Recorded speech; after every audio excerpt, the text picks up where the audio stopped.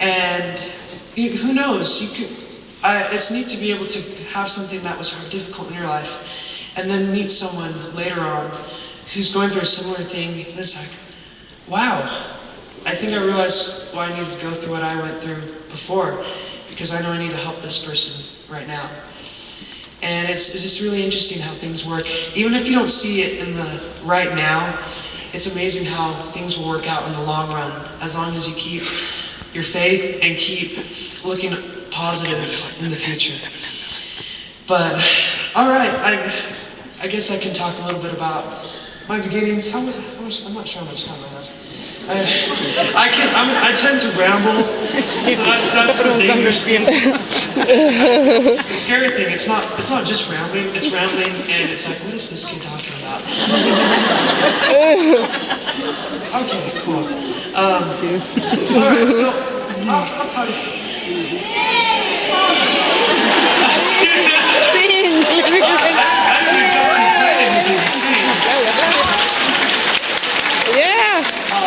I actually do love this hall. I actually think the first time I sang here was when I sang at the last women's conference. I didn't speak at that women's conference. Se me cae, ¿me lo puedes agarrar? Es que ahorita no, cuando se muere voy a tener que cambiarlo. Were any of you at that women's conference? Oh, that's me. Well, it was really great. And the last time I was here, I came and saw the Utah Symphony. And it was so great. It was called Cirque du Symphony. Did any of you get a chance to see that? Wasn't it great? First of all, the symphony is amazing. And I can't believe how talented those people are. And then they had like these circus act people, they had jugglers, and then this lady swinging around doing all this crazy stuff. And they had strongmen. And it was really fun. ¿Cómo sigue hablando? I'm hoping, I wonder what their schedule is, because I'd love to come in. But anyway, so I guess I'll talk a little bit about where I began with singing. And it first started with when I just first moved to Utah. And to keep us busy while our parents were moving in, they had us watching. We moved from Florida, by the way. I was born in Miami and lived there for my younger years, and then moved to Utah after that. And so while they were moving and packing, they were playing the 10th anniversary tape of Les Miserables. And so me and my brothers and sisters were just watching that. And I was like, okay, I didn't know what to expect. I was 6 years old. I wasn't really expecting a whole lot from something called Les Miserables that I didn't even know what that meant. But when the music started, I was like, I don't know what it was, but something drew me to that. And the music, I just loved the way it sounded, and the way the people were singing and the emotion they put into the songs was just so fascinating to me.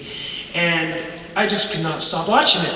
I think I ended up watching it all day. I just kept rewinding it and watching and rewinding and watching. And my dad was like finished unpacking, he comes down and I'm still watching it like later that night, and he's like, what? You're still watching it? But it was so inspiring to me to see how much emotion could be brought into music. And later on,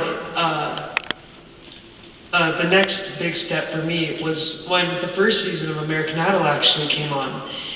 And it was just another thing where I was able to see people pour out their soul into a song. And I was like, how do people do that?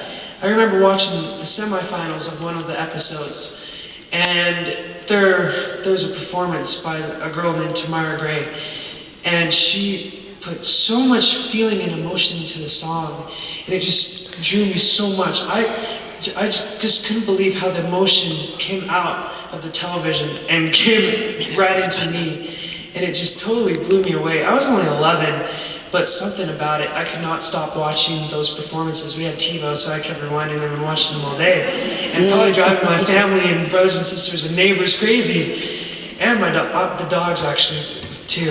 Unfortunate. Because I was always, if I got too loud, Driving the neighbors crazy y los perros también, porque todo el día cantaba. Todo el día cantaba. I couldn't help it. I love to sing. Que todo el día cantaba en su casa. Y driving crazy a su familia. Y a los perros driving crazy a los neighbors. That's where I just really started getting into the soul inside of music and getting into those really down and nitty gritty songs that were, I was really into like the soul and R&B when I was 11.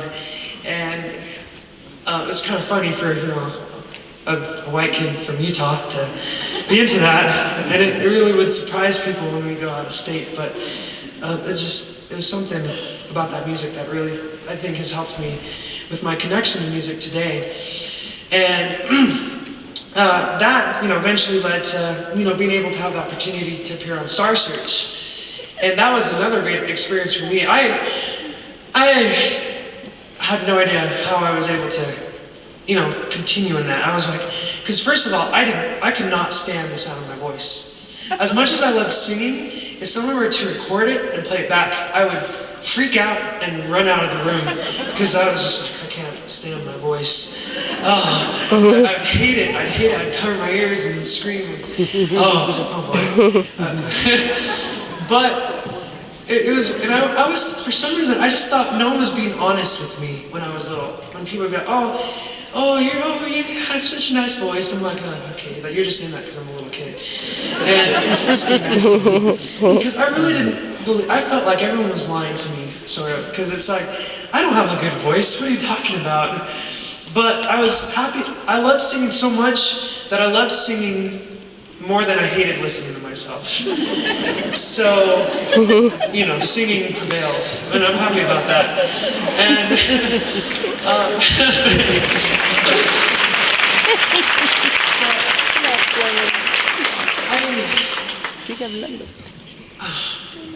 so when I would only sing if someone asked me to sing too, because I was like, why would I sing?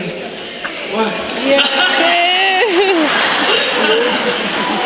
Sing. I'm not done speaking yet.